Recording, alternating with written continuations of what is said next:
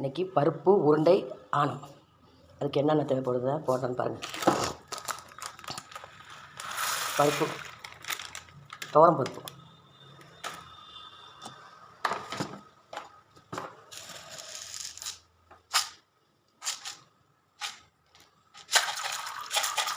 கடலைப்பருப்பு,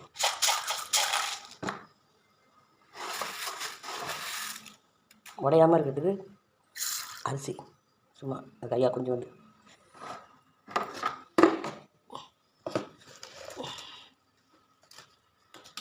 மிளகா, மிளகா, பெருஞ்சீரகம், எல்லாத்தையும் ஊற வச்சுருக்கேன். இது ஊறட்டும். இது ஊறினதுக்கப்புறம் அரைச்சி நானும் ரெசிபி போடுறேன். பருப்பு உருண்டைக்கு ஊற வச்சானா ஆனை காய்ச்சி தெரிஞ்சிருங்க. ஆனம் பருப்பு உருண்டை ஆனம். இங்கே உருண்டை கத்திரிக்காய்லாம் போடணும். கத்திரிக்காய் அப்போ நல்லாயிருக்கும். என் மாமியார் போடுவாங்க. என் மாமியார் மெத்தடில் தான் ஆனை காய்ச்சிருக்கேன் இன்றைக்கி. நல்லாயிருக்கும்.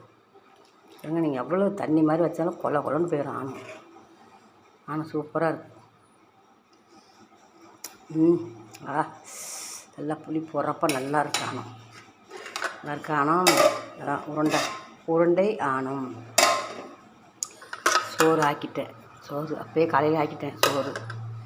இது 4 உருண்டை மிச்சம். என் வீட்டுக்காருக்கு இது பிடிக்கும், அதனால் பொரிச்சிருக்கேன். இந்த அளவுக்கு அப்பளம், இதுக்கு தொட்டுக்க அப்பளம். இன்றைக்கி மதியானம் சாப்பாடு எங்கள் வீட்டில் இதுதான். பிடிச்சிருந்தா லைக் பண்ணுங்கள், சப்ஸ்கிரைப் பண்ணுங்கள், கமெண்ட் பண்ணுங்கள்.